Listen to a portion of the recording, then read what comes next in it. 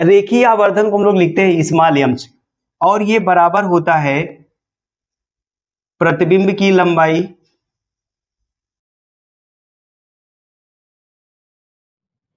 लंबाई का मतलब होता है आकार, नहीं तो पता लगा डर जाओ, और अपान में वस्तु, वस्तु को बिंब भी बोलते हैं, दोनों लिख दे रहे हैं। बिंब मतलब वस्तु, वस्तु की लंबाई।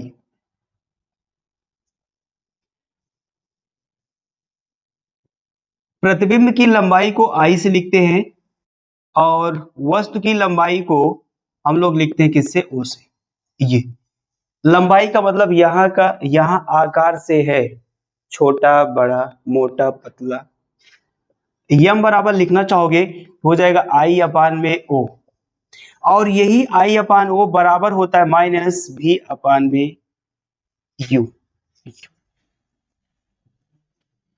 देखो आप परिभाषा क्या बताओगे सर, कि प्रतिबिंब की लंबाई ना, ये प्रतिबिंब है, प्रतिबिंब की लंबाई और वस्तु की लंबाई के अनुपात को हम लोग बोलते हैं रेखीय आवर्धन। इसको आप लोग याद रख लीजिए, इस जो लाइन है ना, इसको हम लोग अनुपात बोलेंगे। जब हम लोग के पास कोई चारा नहीं होता तो हम लोग अनुपात बना के परिभाषा बता देते हैं। तो ये प्रतिबिंब की लंबाई या प्रतिबिंब का आकार बटे वस्तु का, प्रतिबिंब का आकार और वस्तु के आकार के अनुपात को हम लोग बोलते हैं रेखीय आवर्धन। या सीधा सीधा बोल दो कि प्रतिबिंब की लंबाई और वस्तु की लंबाई के अनुपात को बोलते हैं रेखीय आवर्धन। इसको स्मॉल m से प्रदर्शित करते हैं, और प्रतिबिंब की लंबाई को I से, वस्तु की लंबाई को O से, और ये बराबर होता है प्रतिबिंब की दूरी और वस्तु की दूरी के। ठीक, नोट कुछ लिखाते हैं।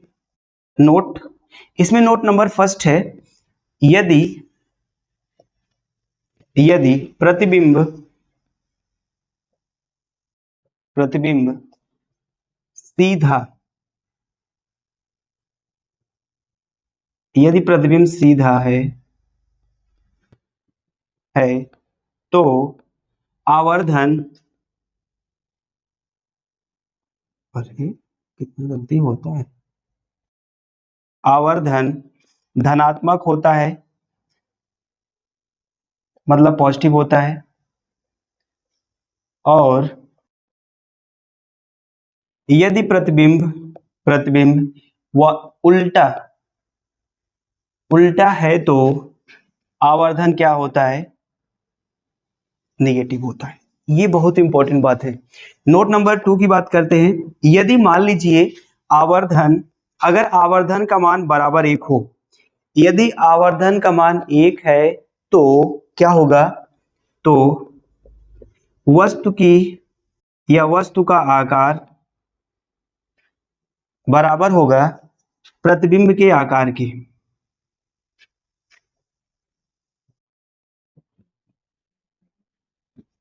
ये आप इसको शॉर्ट में लिख सकते हो, वस्तु के आकार को ओ से लिखेंगे और प्रतिबिंब के आकार को आई से।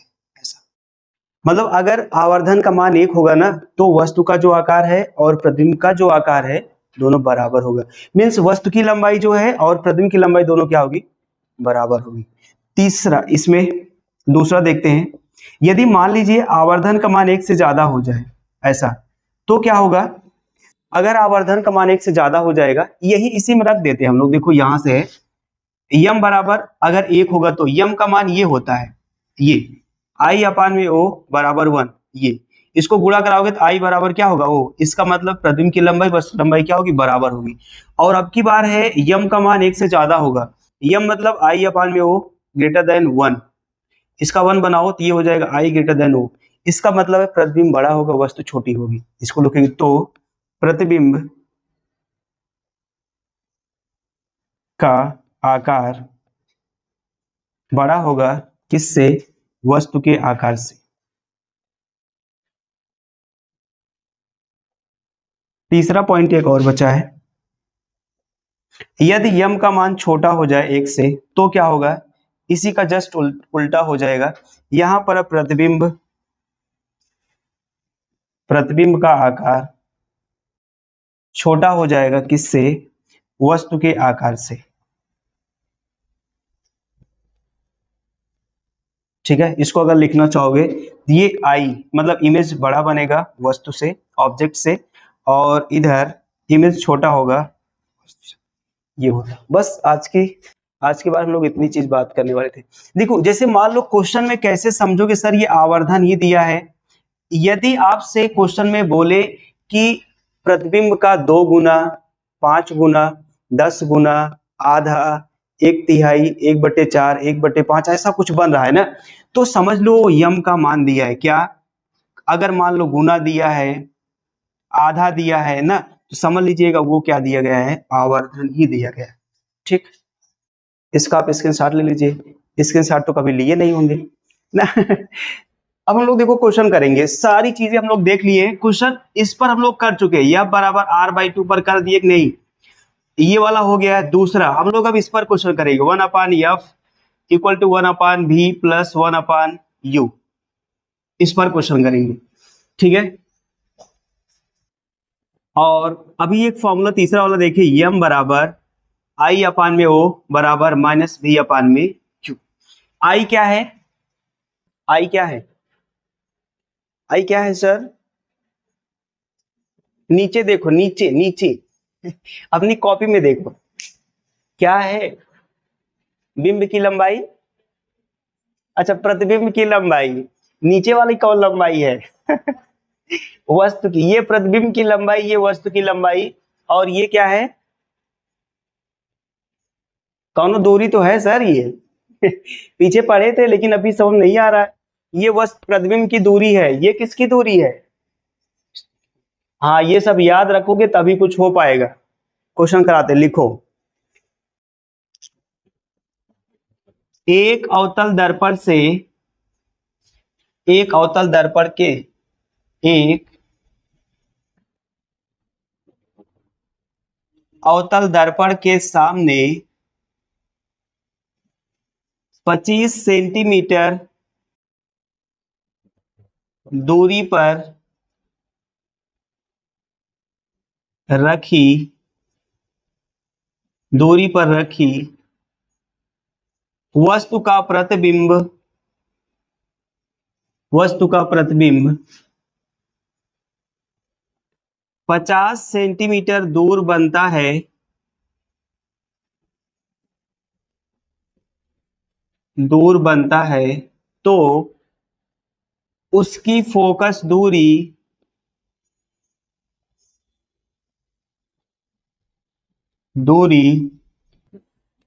कितनी है, उसकी फोकस दूरी कितनी है। अब बताओ, क्वेश्चन लिख लिए, क्वेश्चन बोर्ड पे लिख दिए हैं, एक अवतल दर्पण के सामने 25 सेंटीमीटर दूरी पर रखी वस्तु का प्रतिबिंब 50 सेंटीमीटर दूर बनता है, तो उसकी फोकस दूरी कितनी है। अब कैसे बताओगे इसको, कैसे बताओगे।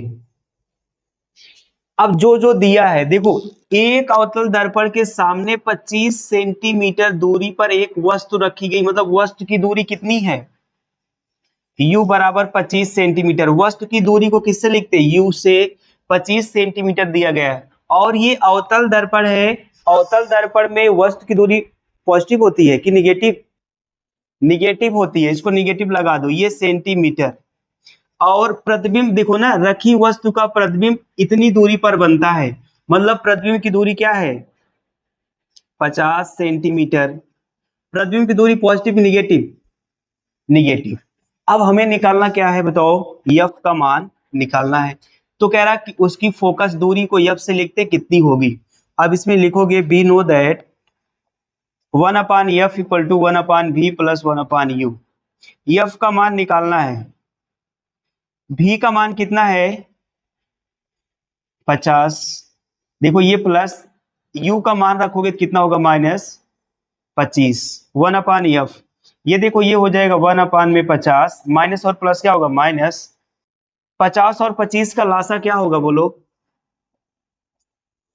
कितना होगा 50, 50 एक के 50 गुणा कराओगे ये -1 होगा, 25 दूना 50, ये होगा -2, तो 1/F इक्वल टू -3 बटे कितना होगा 50, तो F ऊपर जाएगा तो 50 भी ऊपर जाएगा, -50/3, इसको काटो, काटो इसको पहले। 3 एक के कितना होगा 3, ये 2 हुआ 20 हो गया, 3 6 18, कितना बचा बोलो 2, 2 बटे लिख सकते हो 3 माइनस में, या इसको लिख सकते हो 16.677 ना, 16.66 ऐसा लिख सकते हैं, जो भी होगा ना माइनस में इतना सेंटीमीटर। या तो आप इतना फोकस दूरी लिख दो, या तो लिख दो इतना, या आप एक और हो सकता है -16 ये एक बढ़ जाएगा 6-7 सेंटीमीटर। लिखो, लिखो तब मैं उसके बाद क्वेश्चन बोलूं। अब की बार क्वेश्चन लिखोगे आप लोग। यदि एक अवतल दर्पण, कहा यहां देख रही क्वेश्चन नहीं लिखना है, यदि एक अवतल दर्पण के सामने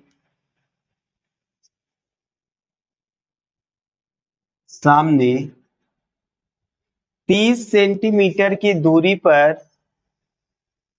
30 सेंटीमीटर की दूरी पर रखी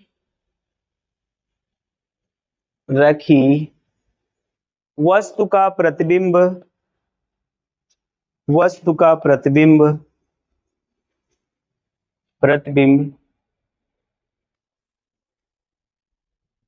60 सेंटीमीटर दूर बनता है, 60 सेंटीमीटर दूर बनता है, तो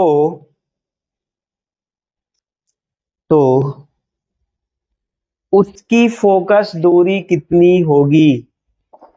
आओ देखते हैं क्वेश्चन। देखो अब की बार आपको दिया था वस्तु की दूरी कितना 30, इसकी दूरी कितना 60, सब कुछ वही रखना है, कुछ भी नहीं चेंज करना है।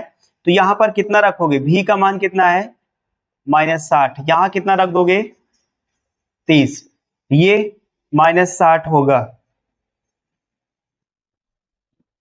30 होगा।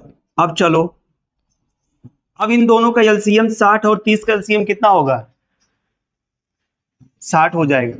अब देखो खुशी, देखो यहाँ पर 60 एक के कितना होगा 60, एक बार भाग गया तो एक सुपर गुणा करा दो, एक एक के कितना होगा 1, 30 दूना 60, दो बार गया तो 2 का ऊपर गुणा कराओ कितना होगा 2, यही है, ये वाला माइनस लिखा गया है, ये वाला माइनस लिखा गया है, 2 एक कितना होगा -3, नीचे कितना आएगा 60, ये एफ ऊपर चलेगा 60 भी ऊपर जाएगा, ऐसा होगा। काटो, 3 एक के 3, 3 दूना 6, 3 शून्य शून्य, तो कितना आ जाएगा -20 सेंटीमीटर। समझ गए? हाँ वही तो मैं सोच रहा हूँ, आप लोग आपका आया लेकिन आप बता काहे दे रहे हो। -20 सेंटीमीटर, तो फोकस दूरी कितना होगी -20 सेंटीमीटर।